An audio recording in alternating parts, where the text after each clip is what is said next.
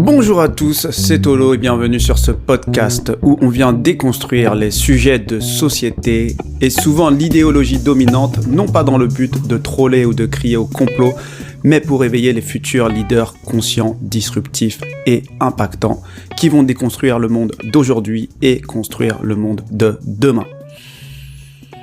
Alors, aujourd'hui, j'ai encore une nouvelle fois envie de parler de cette affaire pour ce 3e épisode de podcast, cette affaire donc Marvel Fitness, et j'ai envie de parler de cette affaire notamment par rapport à certaines réactions que j'ai eues sur les 2 épisodes précédents et cette fameuse vidéo que une des parties civiles, donc qui est illustratrice, a sortie.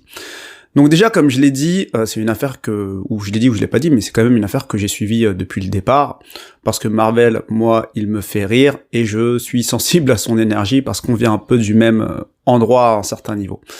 Donc, enfin, endroit socialement, on va dire ça comme ça.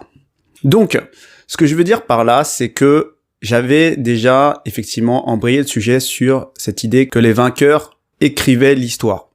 Et donc là, ce qui est assez drôle, c'est que cette fameuse illustratrice a lancé une vidéo pour donner sa version. Donc peut-être pour des raisons effectivement judiciaires, elle pouvait pas le faire avant, mais effectivement, on est dans une situation où Marvel est dans l'impossibilité de se défendre, de pouvoir répondre point par point comme il a l'habitude de le faire. Et c'est pour ça que c'est assez drôle, c'est que j'ai vu, comme attendu, des personnes un peu changer leur fusil d'épaule ou d'autres personnes qui connaissaient pas du tout l'affaire prendre parti pour cette illustratrice, et ça m'a fait penser qu'on pouvait vraiment voir ce sujet d'une toute autre manière, non pas à un niveau vraiment systémique et des réseaux discrets, non pas non plus à un niveau de cette quelque part architecture de l'oppression et de ce harcèlement systémique, mais cette fois-ci à un niveau de polarisation masculin et féminin. Et pour ceux qui ne le savent pas, parce que je pense que beaucoup ne le savent pas forcément, j'ai un tout autre podcast dédié à cette notion de masculin-féminin, qui est en dehors de tout sujet de société ou économique ou politique. C'est uniquement dédié à cette énergie masculine et féminine qui s'appelle La Voie de l'Union Sacrée, et j'y aborde le sujet à travers une lecture de développement personnel, de spiritualité et de tantra. Tout ça pour dire qu'à un certain niveau, moi, je suis pour une réconciliation homme-femme, mais là, il va falloir quand même remettre quelques pendules à l'heure, et je pouvais le faire dans l'autre niveau où je parlais justement de ce thème-là plus particulièrement, mais c'est important ici parce que cette polarisation masculin-féminin émerge aussi au niveau de la société. Et donc, on le voit évidemment avec l'instrumentalisation et l'utilisation de mouvements comme MeToo, Balance ton port, etc. Mais là, justement, l'idée, c'est de décrypter l'ingénierie sociale dans ce niveau-là, qui est la voie du changement. Donc, décryptons tout ça. Tout d'abord, moi, ce que j'ai envie de rappeler, et ce que beaucoup de personnes n'arrivent pas à comprendre, c'est que dans tous ces mouvements MeToo, Balance ton port, etc., il y a des raccourcis qui sont faits, puisqu'on dénonce effectivement un masculin toxique qui peut exister, mais qui n'est pas représentatif de tout le masculin. Et moi, comme je vous l'ai dit, qui vient du développement personnel, spirituel et du tantra, il y a aussi ce qu'on appelle un masculin sacré. Mais du coup, le pendant, c'est qu'il y a aussi un féminin sacré et il y a un féminin toxique. Donc, le raccourci qui est fait aujourd'hui, c'est que tous les mouvements MeToo, Balance ton port sont amalgamés au masculin que l'on amalgame aux hommes. Et donc, les hommes, effectivement, se prennent une vague de reproches, légitimes ou non, mais souvent pas si légitimes que ça, parce qu'on parle de masculin toxique, et donc ils se trouvent attaqués non pas dans ce masculin toxique, mais dans leur masculinité. Et ça, c'est un raccourci qui est fait clairement, volontairement. Ensuite, avec de nombreuses femmes avec qui je parle, beaucoup ne comprennent pas qu'il existe un féminin toxique. Et c'est ça le problème, c'est que on a tellement pointé du doigt le masculin toxique que les femmes oublient qu'il existe un féminin toxique. Et donc là, je vais un peu détailler ce que c'est. Donc déjà, pour rappel, le masculin toxique, c'est évidemment la violence physique, la violence directe, donc la violence même verbale qui est directe, et quelque part, à un certain niveau, ce rapport aussi de domination explicite, presque fort faible. Donc il y a ça quelque part dans le masculin toxique. Et en fait, dans le féminin toxique, qu'est-ce qu'il y a ? Finalement, il y a cette violence indirecte, qu'elle soit verbale ou physique, en utilisant les mots ou en utilisant des tierces personnes, et tout ce qui peut entraîner cette violence indirecte, donc la manipulation, le mensonge, la fourberie, parce que on a cette énergie dans la femme qui est plus centrée sur la relation à l'autre, alors que dans l'énergie masculine, on est plus centré sur l'ordre des idées. Donc quelque part des principes et la défense de celle-ci, alors que la femme est plus dans la défense de la relation, quoi qu'il en coûte. Et donc ici, il y a une claire différence entre ce masculin toxique et ce féminin toxique, et je tiens à dire que ce n'est pas forcément qu'une histoire de homme ou de femme, parce que il y a beaucoup d'hommes qui expriment aujourd'hui ce féminin toxique, et donc qui utilisent la violence indirecte, la manipulation, le mensonge pour détruire des personnes, et dans leur expression un peu ultime, on peut apparenter ça à des pervers narcissiques aujourd'hui. Et pareil, de la même façon, il y a beaucoup de femmes qui expriment un certain masculin toxique, donc dans la violence physique et dans la domination presque parfois physique, qu'on le veuille ou non. Il y a des hommes qui peuvent être battus par certaines femmes, et ça c'est une réalité. Donc ça dépasse un peu tout ça, le rapport uniquement homme-femme, mais il est vrai que en majorité, les hommes possèdent plus de masculin pour des raisons que j'explique dans mon autre podcast, et les femmes possèdent plus de féminin. Et donc, il faut savoir un truc, c'est que quand un homme a quelque chose à régler, il va régler ses comptes directement. Il va aller dans l'affrontement, il va aller dans la confrontation. Alors que quand une femme a quelque chose à régler, elle va aller dans les sous-entendus, dans le côté indirect. Elle va pas chercher la confrontation parce que son point à elle, son point fort et ce qu'elle défend, quelque part, c'est la bonne relation. Donc elle va faire les choses de manière indirecte. Et ce que je veux dire, c'est que Marvel Fitness, pour en revenir à notre histoire, c'est un mec de banlieue qui a été élevé à la culture de la vanne. Et la culture de la vanne, c'est quelque part un affrontement direct où on va pointer du doigt ce qui peut être vrai chez l'autre personne et qu'on pourrait tourner en dérision. Effectivement, je comprends que c'est une culture un peu à part, et moi qui viens de banlieue, je le comprends, et c'est pour ça que je pense que Marvel, au lieu de tomber dans une violence physique, s'en prend à des choses un peu amusantes de l'ordre de la vanne. Mais il est vrai aussi que venant de banlieue, ça peut être extrêmement dur. On peut être extrêmement dur dans cet affrontement direct parce qu'on va pointer des choses qui peuvent déranger. Et si on n'est pas trop fort psychologiquement, ça peut être compliqué. Et ce que je veux dire, c'est que dans le YouTube game, ça s'est vu entre des youtubeurs où ils se sont vannés, et notamment on peut noter que il a eu des clashs avec Jean Honche, et il s'est fait roaster aussi. Donc, ce que je veux dire, c'est que quand tu joues ce jeu-là, tu acceptes les conséquences. Et ça, c'est un peu l'énergie masculine de se dire, je vais à l'affrontement direct, et j'accepte de perdre.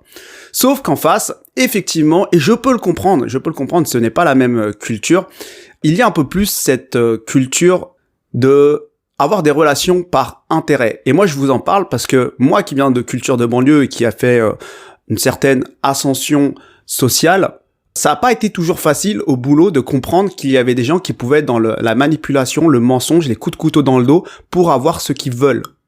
Et vraiment, au début, ça m'a choqué.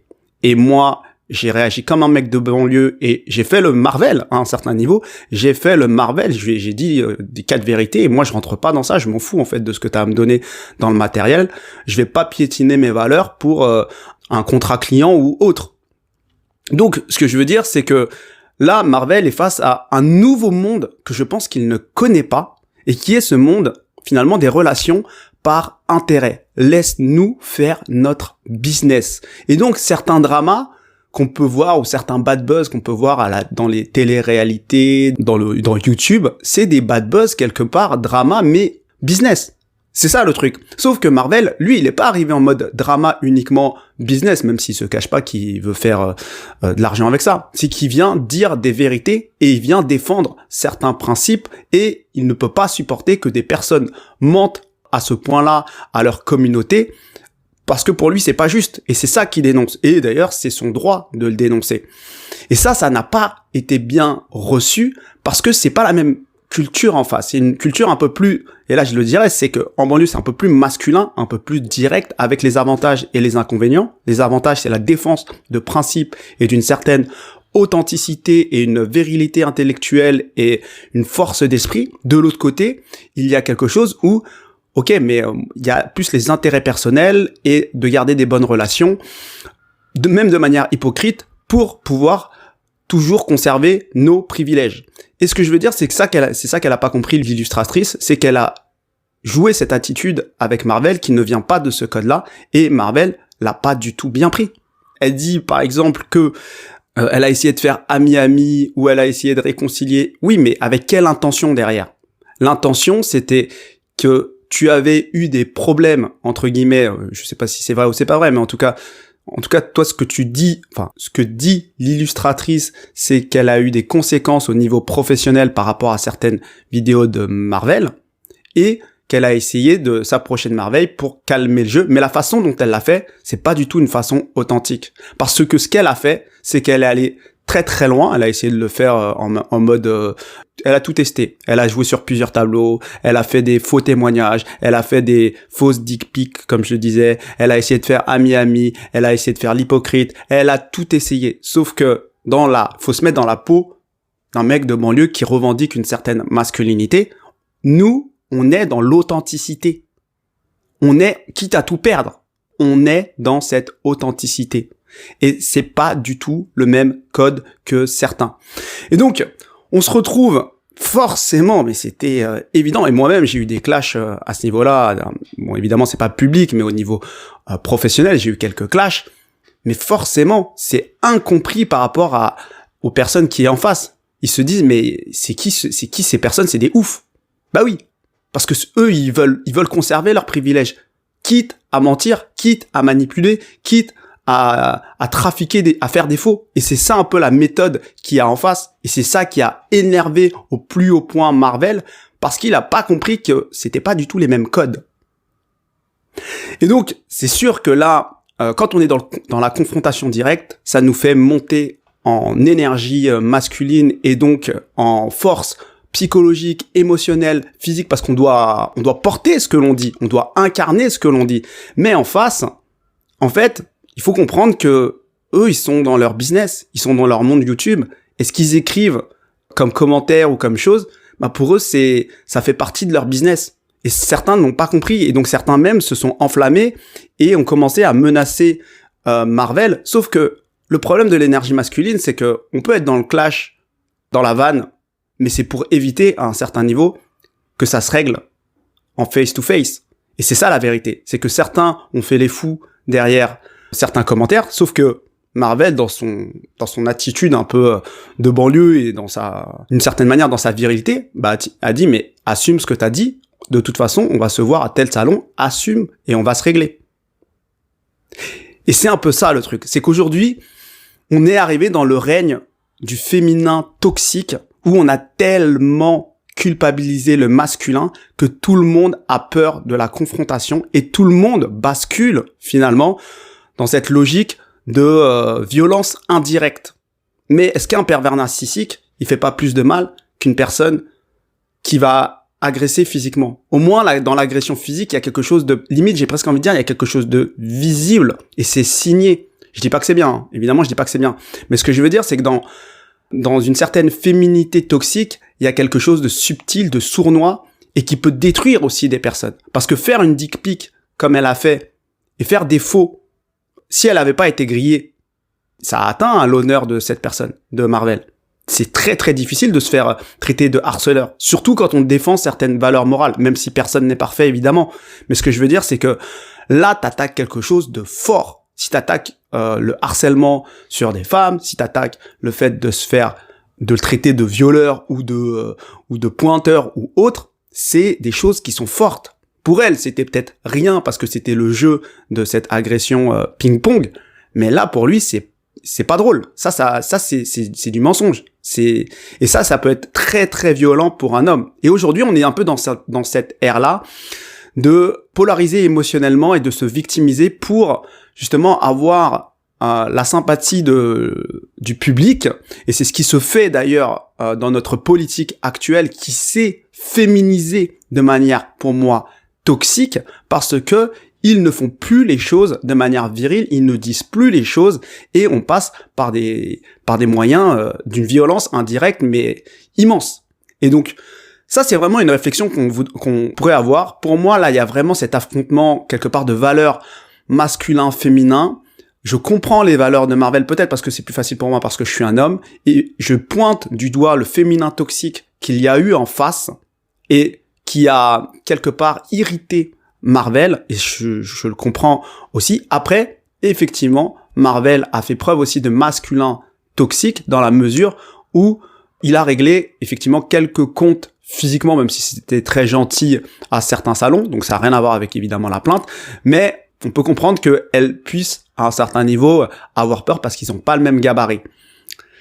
Donc voilà ce que j'avais envie de vous partager aujourd'hui, c'est une autre lecture finalement de cette affaire, mais je pense qu'elle est tout aussi importante de comprendre, parce que finalement c'est quelque chose qu'on réplique au niveau de notre société et qu'il faut identifier.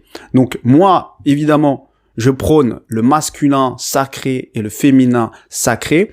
Tout ce qui est toxique, je ne le prône pas, mais il faut comprendre la différence qu'il y a entre l'énergie masculine et l'énergie féminine, et qu'est-ce qu'on veut voir finalement chez nos élites, et comment on identifie, comment on décortique ce qu'il est en train de se jouer, dans quelle énergie ils sont en train de piocher. Et pour moi, les élites aujourd'hui sont beaucoup dans ce féminin toxique, dans cette manipulation, dans ce mensonge, dans ces attaques indirectes. Et c'est ça que je voulais noter à travers cette affaire. Donc, n'hésitez pas, encore une fois, à partager, à commenter et à liker si vous avez apprécié cette vidéo, ce podcast. Je vous souhaite une bonne journée à tous et à bientôt.